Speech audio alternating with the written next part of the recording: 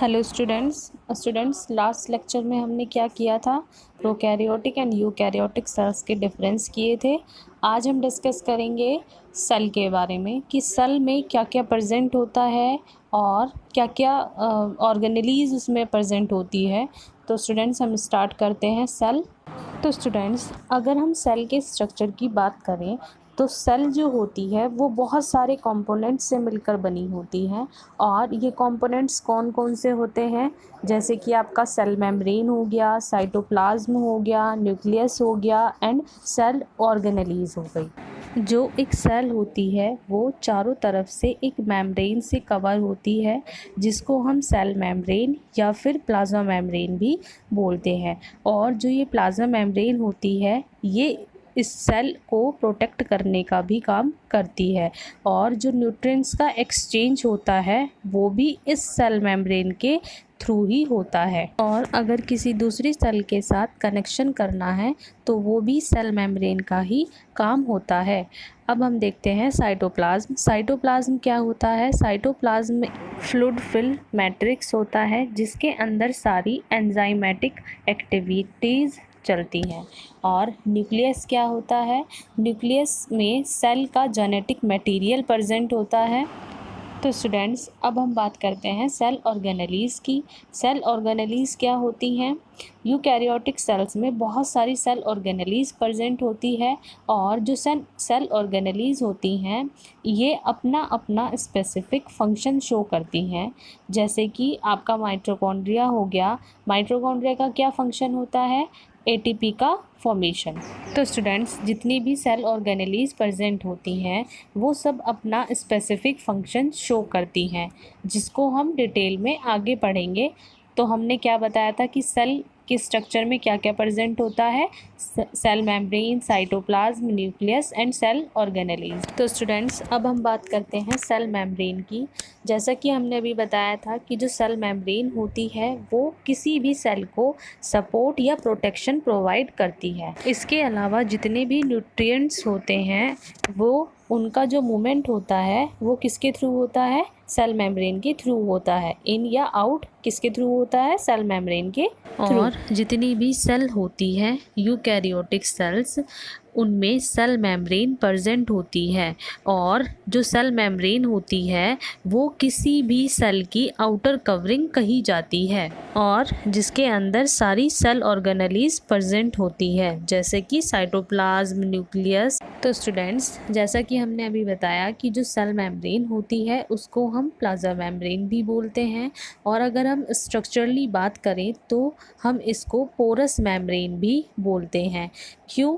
क्योंकि इसमें बहुत सारे छिद्र प्रेजेंट होते हैं जो डांस के मूवमेंट में मदद करते हैं।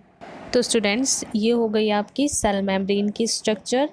सेल मेम्ब्रेन को हम क्या बोलते हैं? Plasma membrane. और प्लाज्मा मेम्ब्रेन के हम कुछ मॉडल्स भी डिस्कस करेंगे, जैसे कि आपका फूड मोज़ेक मॉडल हो गया, सैंडविच मॉडल हो गया। ये सब हम डिटेल में करेंगे नेक्स्ट लेक्चर में।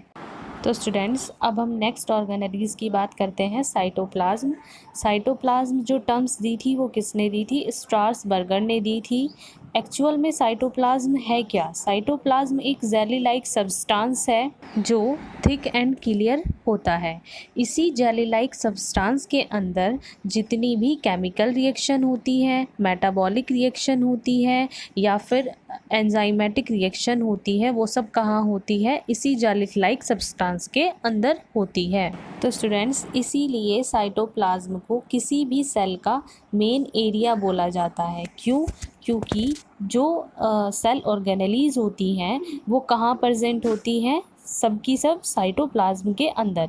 तो सेल ऑर्गेनेलीज कौन कौन सी होती है? Endoplasmic reticulum, vacuoles, mitochondria, ribosomes, ये सब कहाँ लाई करती हैं? साइटोप्लाज्म के अंदर होती हैं। Okay students. तो स्टूडेंट्स साइटोप्लाज्मिक मैट्रिक्स का क्या फंक्शन होता है? इसका फंक्शन होता है प्रॉपर अमाउंट में सब्सटेंस को डिस्ट्रीब्यूट करना। और दूसरा इसका क्या फंक्शन होता है? सूडोपोडिया का फॉर्मेशन करना। तो स्टूडेंट्स सूडोपोडिया क्या होते हैं? सूडोपोडिया लोकोमोटरी स्ट्रक्चर होते हैं अमीबा के। और सूडोपोडिया बनते कैसे हैं? जब साइटोप्लाज्म एक ही डायरेक्शन में मूव करते हैं तो प्लाज्मा मेम्ब्रेन को पुश करते हैं आगे की साइड, जिससे कुछ स्ट्रक्चर बन जाती है। उस स्ट्रक्चर को हम क्या बोलते हैं? सूडोपोडिया बोलते हैं, जो अमीबा को हेल्प करते हैं लोकोमोशन में। सूडोपोडिया का फॉर्मेशन कैसे होता है? साइटोप्लाज्म के मूवमेंट से होता है। तो साइटोप्लाज्म जो होता है वो 2 टाइप से मूवमेंट शो करता है, rotational movement and circular movement. तो स्टूडेंट्स, रोटेशनल मूवमेंट क्या होता है? जब साइटोप्लाज्म एक ही डायरेक्शन में मूव करता है तो उसको हम क्या बोलते हैं? रोटेशनल मूवमेंट बोलते हैं। और यहाँ पर एक टर्म यूज़ होती है यूनिडायरेक्शनल, और ये नॉर्मली प्लांट सेल्स में देखने को मिलता है। अब हम बात करते हैं सेकंड पॉइंट की, सर्कुलर मूवमेंट। जब साइटोप्लाज्म सर्कुलर मूव करता है मल्टी डायरेक्शनली तो उसको हम क्या बोलते हैं? सर्कुलर मूवमेंट्स बोलते हैं। तो स्टूडेंट्स, यहाँ पर एक टर्म यूज़ होती है साइक्लोसिस, जो आपके शॉर्ट नोट में भी बहुत बार आया है और आ भी सकता है। तो स्टूडेंट्स, साइक्लोसिस क्या होता है? साइटोप्लाज्म का सर्कुलर मूवमेंट करना साइक्लोसिस कहलाता है। तो स्टूडेंट्स, अब हम बात करते हैं नेक्स्ट पॉइंट की, न्यूक्लियस। ये टर्म्स किसने दी थी? रॉबर्ट ब्राउन ने दी थी। तो स्टूडेंट्स, नॉर्मल सेल में एक ही न्यूक्लियस देखने को मिलता है, लेकिन कुछ सेल्स ऐसी भी होती है जिसमें एक से ज़्यादा न्यूक्लियस पाया जाता है। तो स्टूडेंट्स, जब एक न्यूक्लियस देखने को मिलता है तो उसको हम क्या बोलते हैं? यूनी न्यूक्लिएटेड सेल्स बोलते हैं।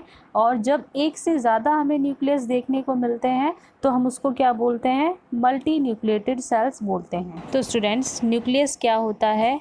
जिसमें सेल का जेनेटिक मटेरियल प्रेजेंट होता है। जेनेटिक मटेरियल जैसे DNA, RNA। और न्यूक्लियस ही सेल को सिग्नल देता है ग्रो करने के लिए और डिवाइड करने के लिए। और न्यूक्लियस जो होता है वो चारों तरफ से एक मेम्ब्रेन से कवर्ड होता है, जिसको हम न्यूक्लियर मेम्ब्रेन या न्यूक्लियर एनवलप भी बोलते हैं।